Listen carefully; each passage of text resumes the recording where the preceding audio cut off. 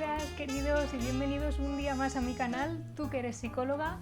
Hoy vuelvo pisando fuerte, traigo un decorado un poquito más en condiciones y acorde a mi contenido y vengo para hablar de pensamientos. Y no vengo a hablar de cualquier tipo de pensamientos, vengo a hablar de los pensamientos que nos avergüenzan, nos hacen sentirnos mal, nos hacen sentirnos alejados de nosotros mismos, miserables, malísimas personas, que nos hacen sentir que nos estamos volviendo locos, y estos son un fuerte aplauso para los pensamientos intrusivos. Hoy vengo a hablar de los pensamientos intrusivos y de alguna manera me gustaría que con mi vídeo pudiera tranquilizar o explicar por qué se mantienen este tipo de pensamientos de manera general. Ya sabéis que ningún material de mi contenido puede sustituir a una terapia psicológica, pero si os puede ayudar por lo menos a haceros sentir un poco más tranquilos o que sintáis que podéis entender cómo funciona vuestra cabeza, yo me quedo mucho más tranquila.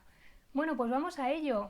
Ya sabéis que yo no soy nada fan de las etiquetas diagnósticas y si fuera fan no podría tener ninguno de estos 3 libros que me están acompañando detrás de mí, pero vamos a utilizar la etiqueta pensamientos intrusivos para entendernos, para entender un fenómeno que es común a todos los seres humanos, en tanto que seres vivos, y que puede llegar a ser muy desagradable.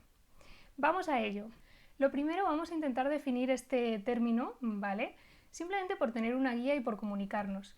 Los pensamientos intrusivos se podrían definir como esos pensamientos de carácter involuntario que nos generan mucho sufrimiento y que están muy alejados de cualquiera de nuestros valores, de nuestra forma de ver la vida, de nuestra forma habitual de pensar, y la particularidad más importante es que nos generan mucho malestar porque además se perciben como incontrolables. Hay tantos tipos de pensamientos intrusivos como personas, pero cierto es que hay 3 o 4 que suelen ser los más conocidos y los que más veo yo en consulta, y suelen ser los relacionados con 1. Hacer daño a los demás, 2. Hacerte daño a ti mismo, y 3. Tener algún pensamiento o alguna imagen de contenido sexual con alguien del que nunca o de la que nunca tendrías ese tipo de pensamientos, o tú podrías esperar que no podrías tener ese tipo de pensamientos.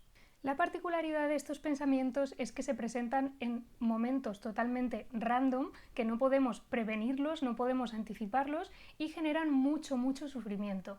Y vengo aquí, me persono aquí para contaros y para normalizar todo este tipo de pensamientos. Al final no está pasando nada diferente en vosotros que ser seres humanos.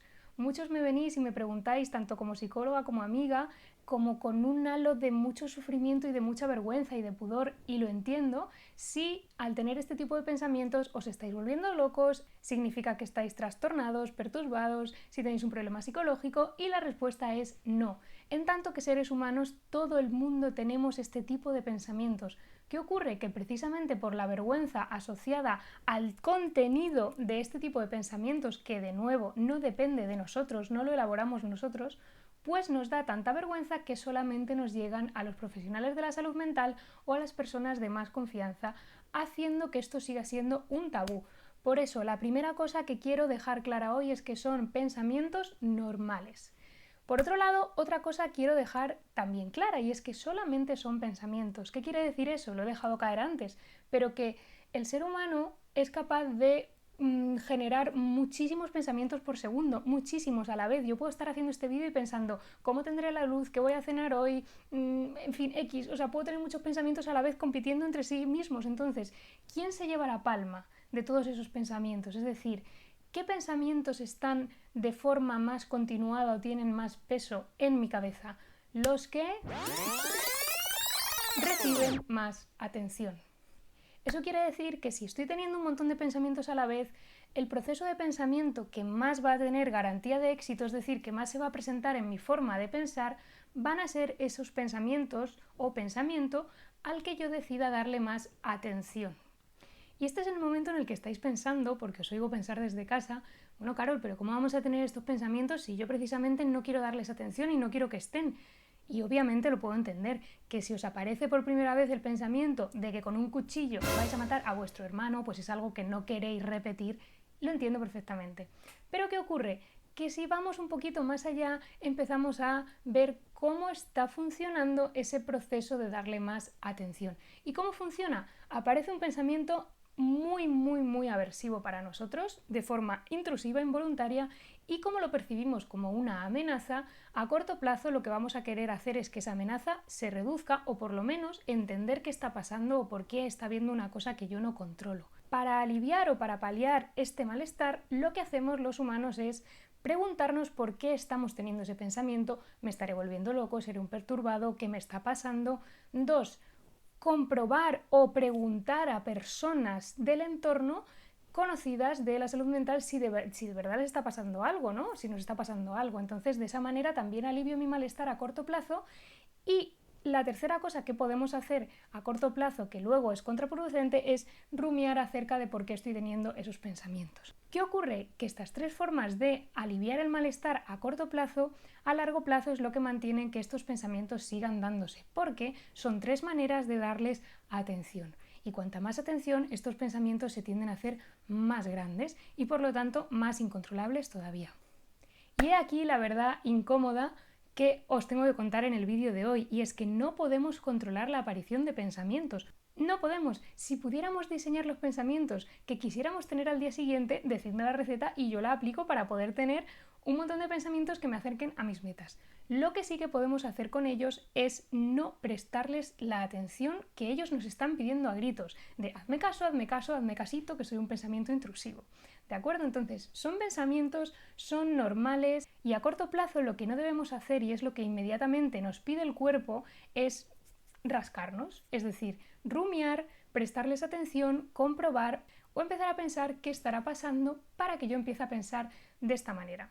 Además, suele pasar otra cosa que empeora todavía más este proceso de mantenimiento de estos pensamientos, y es que cuando estamos pensando mucho en este tema del pensamiento intrusivo, cortamos o nos distraemos de este tema en el momento más álgido de malestar.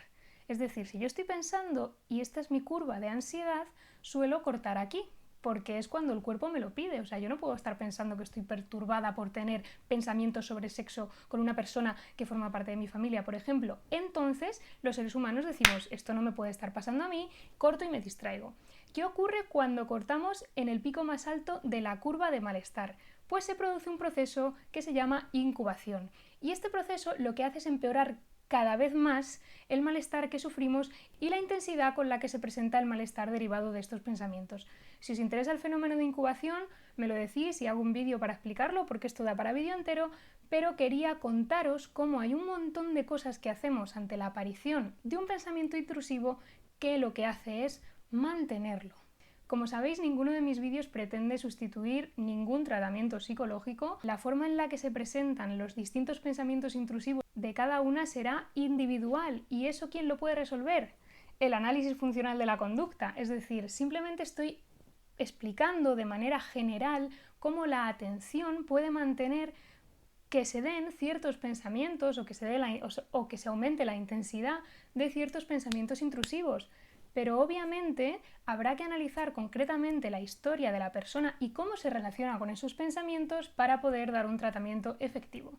Si me he decidido a grabar este vídeo es porque me lo habéis preguntado tantas veces y yo sé que se pasa tan mal al tenerlos, como persona que los tiene también, que simplemente deciros que no significan nada, son un pensamiento y hay que tratarlos como tal, como el pensamiento de qué pereza me da empezar el día, qué pereza. Eso no significa que estéis deprimidos necesariamente, significa que os da pereza.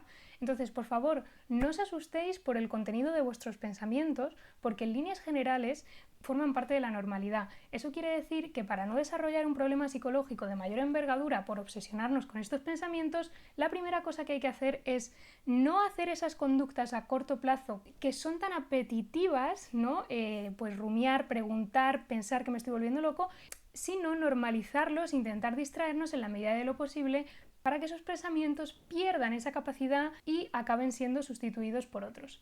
Por lo tanto, yo tengo pensamientos intrusivos, tú tienes pensamientos intrusivos, tu madre tiene pensamientos intrusivos, Beyoncé tiene pensamientos intrusivos, Rosalía, C. Tangana, Lady Gaga, todo el mundo tiene pensamientos intrusivos y no es malo tenerlos, sino lo que hacemos con ellos.